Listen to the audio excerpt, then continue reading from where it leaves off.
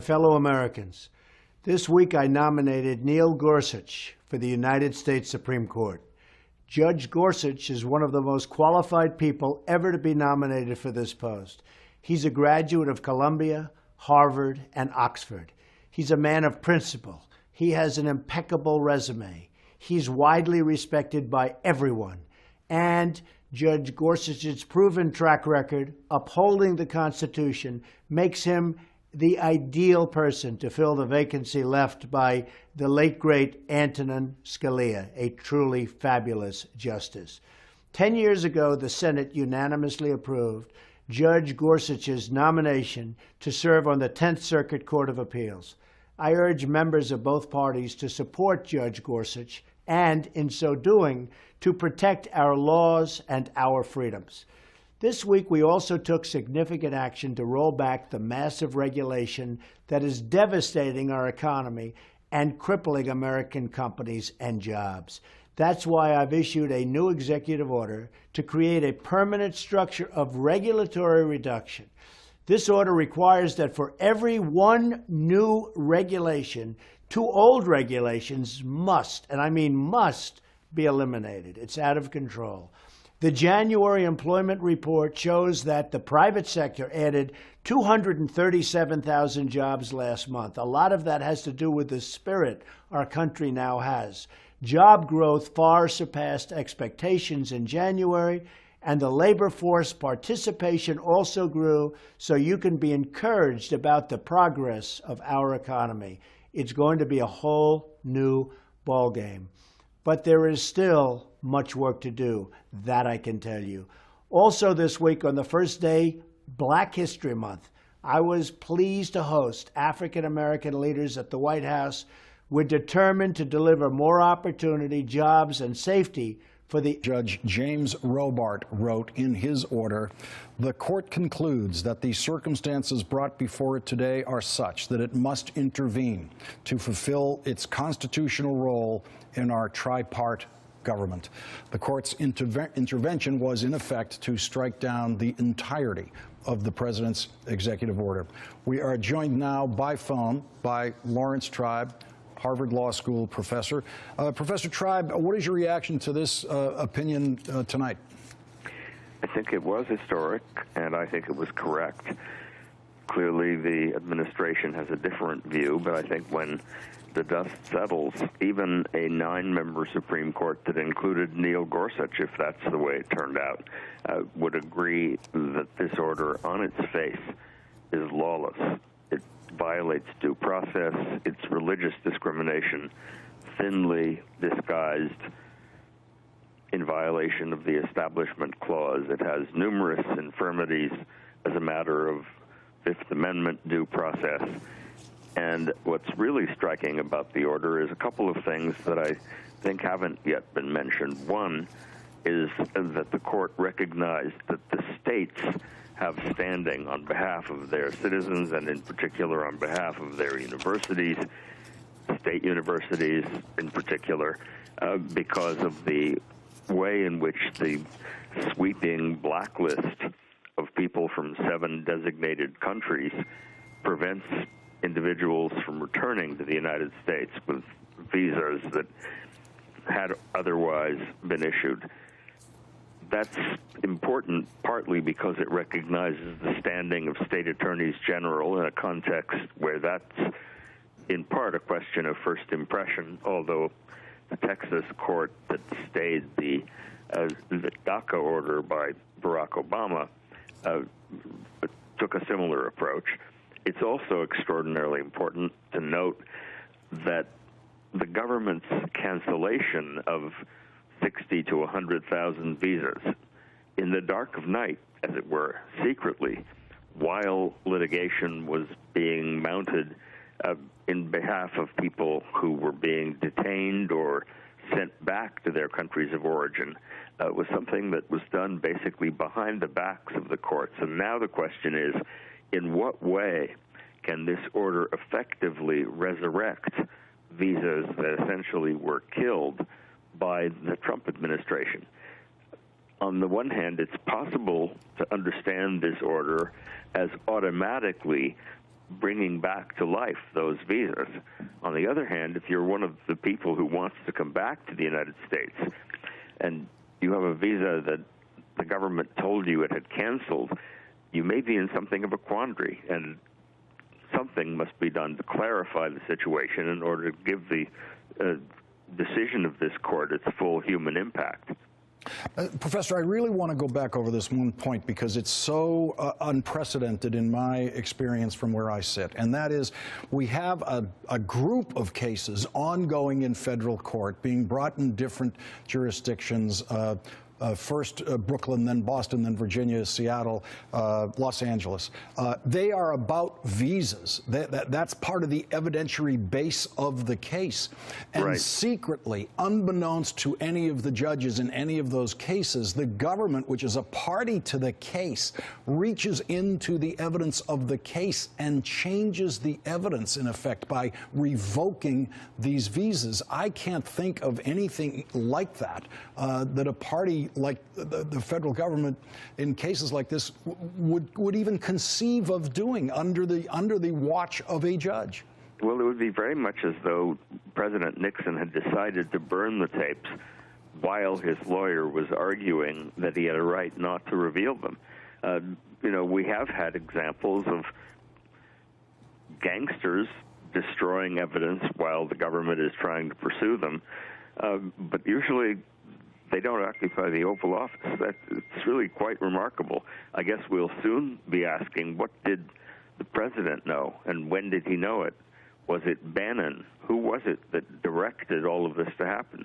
We didn't yet have a full Secretary of State representing the administration, although I'd have to go back to the chronology to see when Tillerson was actually confirmed and when some of this happened. It's all happening so fast that I have to confess I'm losing track a little bit of who was on first and who was on second. But it'll all get straightened out, and it'll get straightened out in a way that I cannot imagine makes this administration look anything other than lawless.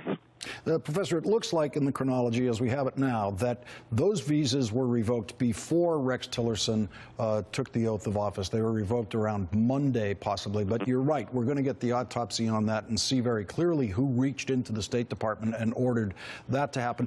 When President Trump was inaugurated, there was a lot of talk among, say, states like California, the Attorney General of California saying, the states are going to be the resistance, the Attorney General of the state of New York saying that the attorney generals would be the resistance against this president.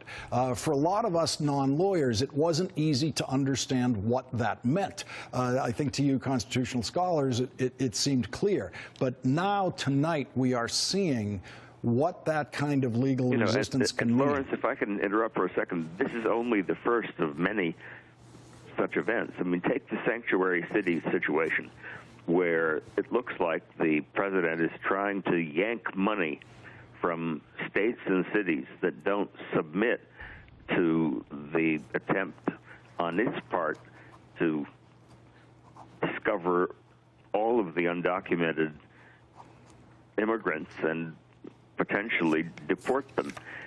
When states and cities say, you can't make us affirmatively cooperate, you can't commandeer us under threat of taking all our money away, they are invoking classic states' rights jurisprudence of a sort that used to be the favorite of the conservatives. I think we're going to learn that states' rights can be part of a democracy, sort of part of an experiment in liberty and equality as well. Professor Laurence Tribe, thank you very much for joining us tonight on this historic night in the middle of these amazing cases. Really appreciate you joining us. Well, thank you for calling, Lawrence. Thanks. Tonight's ruling is a huge victory for the ACLU, which has been in these courts fighting these cases around the country. We're joined now by phone by Anthony Romero, the executive director of the ACLU. Mr. Romero, did you expect that Seattle was going to be the place where the most sweeping blanket ruling would finally be issued, and one that, as far as we can tell tonight, is being accepted and now, most importantly, enforced by the administration? It's wonderful. It's wonderful. The leadership from the Attorney General in Washington State, joined by his colleagues in Minnesota, really is significant for the litigation, not just out of that state, but for across the country. We have 4 lawsuits in various jurisdictions looking at the Muslim ban. And no one ever knows. We may have filed the first one, but we never know which is the first one to really register on the merits, or nor will we know which one is ultimately the one to go before the Supreme Court. Well, what is clear is that we're going to need this volume of litigation in many jurisdictions to keep the pressure on the Trump administration. And so the fact that attorneys general are jumping in, the fact that there are other public interest law groups like the National Immigration Law Center and the ACLU bringing these cases, I think really serves us, because ultimately, clearly the law is on our side. And the more that we can rob the Trump administration of momentum and ball them up in court and pepper them with these lawsuits as often as we can, the less likely they'll have the energy to implement the orders. And one thing we've seen in the sequence of these judicial rulings is the first one in Brooklyn was relatively narrow. The next one in Boston seemed a little bit broader. The Los Angeles ruling seemed to be the broadest ruling of all, Yep. but then it ran into enforcement difficulties. And then finally, Seattle becomes the blanket ruling that is very clearly directed by the judge to cover all 50 states. And you have to wonder, how much did the judge in Seattle, being the last one to rule in this sequence, benefit from being able to see all these previous incremental rulings leading up to his? And I think then the judges in other jurisdictions will leapfrog off of the decision in Seattle. As other judges rule, they'll get comfort from the ruling in Seattle. And I think we'll likely to see the jurisprudence evolve. The public opinion is certainly on our side. Already there are Republican members of the Senate who are saying that the ban is not just un-American, but it's also unconstitutional. And so we need to put as much wood on this fire as we possibly can to make sure that this ban is not implemented and it continues to be struck down. And have you ever seen, I want to go back to this point we talked about with Professor Tribe, have you ever seen a situation where the government in a case like this, the U.S. attorneys, would be a party to a situation where a branch of the government would in effect destroy the evidence in the case by revoking these visas, the pending visas of the people whose rights were being argued for in these courts? Sure, we saw it in the Bush years. I want to read you what our Pete Williams is just now reporting. He is reporting that a Department of Homeland Security official is saying that the Seattle judge's order will have no immediate practical effect. The official from the Trump administration is saying all previously issued visas from the 7 affected countries were canceled by last week's executive order. So anyone hoping to come to the U.S. from those countries would have to go to consular offices and reapply for a visa. And in the meantime, the Trump administration is likely to seek a stay of today's order. Can you make sense of that for us? Yeah, I'm not sure. Thanks, first of all, for having me on. I really appreciate it. And I'm not sure if I can make sense of the first part of that. What I can say in general, at a high level, is that the judge's decision here today was very clear, that he said that he granted a temporary restraining order that has effect nationwide, essentially nullifying President Trump's executive order. So it allows people now to travel to our country if there are specific visas they need to obtain. I can't get to that level of detail. I don't have that information. Sure. But at a high level, the judge's decision essentially strikes it down as a temporary restraining order until he has a chance to weigh in on the issue on its merits. And one of the things that has been confusing when it comes to the Trump administration is whether or not it's clear that they're willing to abide by these kinds of orders. If you have the Department of Homeland Security sounding at least as if they are sort of refuting what's in this judge's order, what would happen then if people are getting off planes now subject to this stay and are still stopped from coming into the country? What sort of relief could they have now that this judge's order has come down? Sure, I don't want to be overly dramatic, Joy, but you would have a constitutional crisis. We are a nation of laws, and that applies to everybody, including the President of the United States. And in a courtroom, it is not the loudest voice that prevails, it's the Constitution. And it is certainly my expectation as the Attorney General for the state of Washington that the federal government, including the President, will obey and follow the order of Judge Robart. I understand they may not like it, and they have rights to appeal it, which they're certainly entitled to. They will lose, but they're entitled to appeal.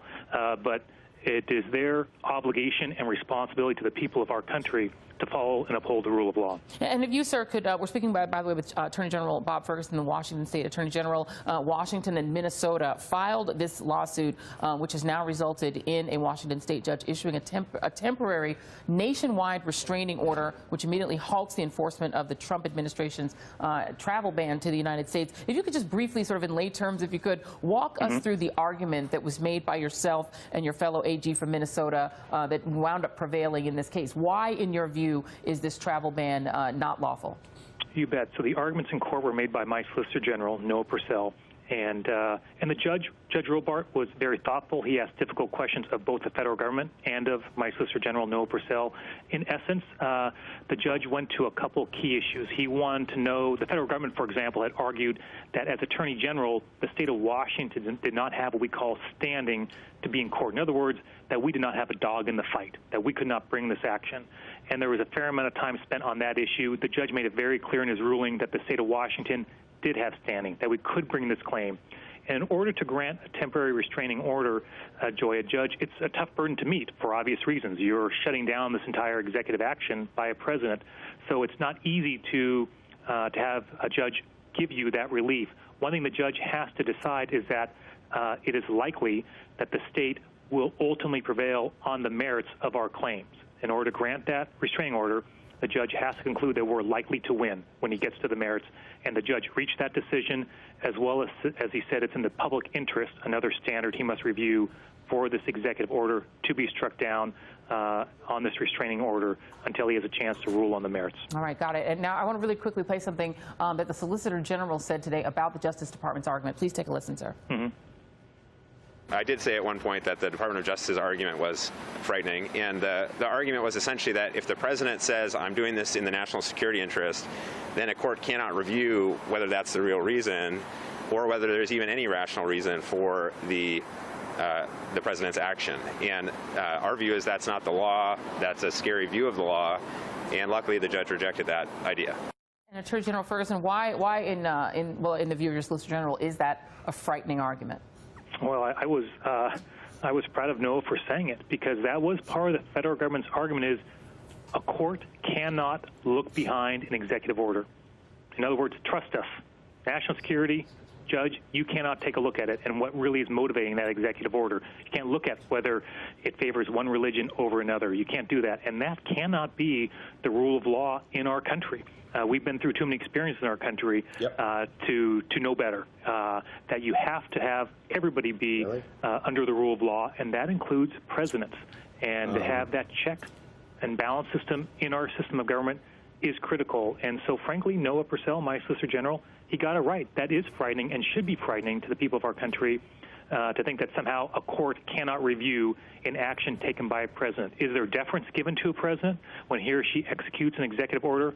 Yes, of course, but that does not mean that there can be no scrutiny at all, and Judge Robart got it right from that standpoint. And quickly, how important to your argument was the fact that it did seem that the administration was trying to create a carve-out for people from, quote, minority religions from these countries, meaning, you know, if you sort of go to the logical argument that Christians from these countries would be able to come in, and how would they even determine that?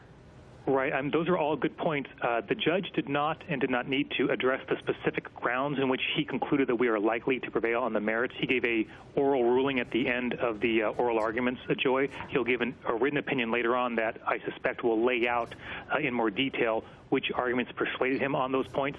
So I would not be able to state with any certainty what it was about our arguments that actually moved the judge on our specific claims. So you, one of the other things that you said in your press conference today was that you said the administration were, in your words, Keystone Cops. Can you explain to us what you meant by that?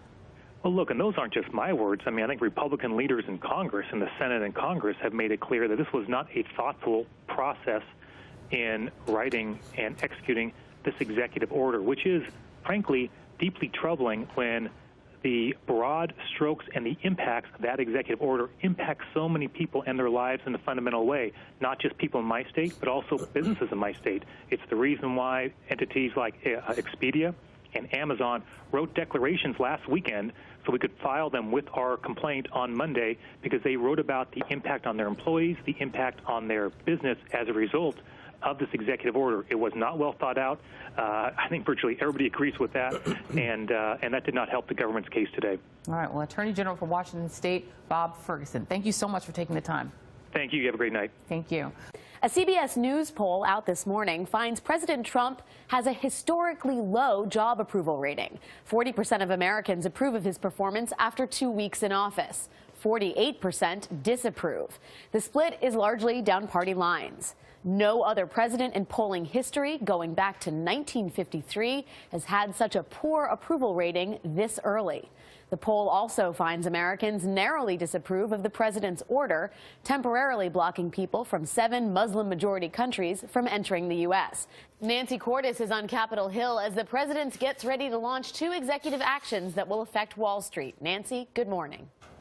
Good morning, and these executive actions are going to thrill congressional Republicans who have long wanted to roll back what they say are burdensome regulations within the Dodd-Frank Act. Democrats, meanwhile, say that those regulations are in place to prevent another financial collapse like the ones we saw in 2007 and 2008. Dodd-Frank was signed into law by President Obama back in 2010. It created a consumer protection agency, and it reined in some mortgage practices and trading that led to the collapse. Senior White House officials, though, say that this executive order is going to direct the Treasury Secretary to review Dodd-Frank and make recommendations about how to change or unwind it. The president described his intentions on Monday during a meeting with small business owners. Dodd-Frank is a disaster. We're going to be doing a big number on Dodd-Frank.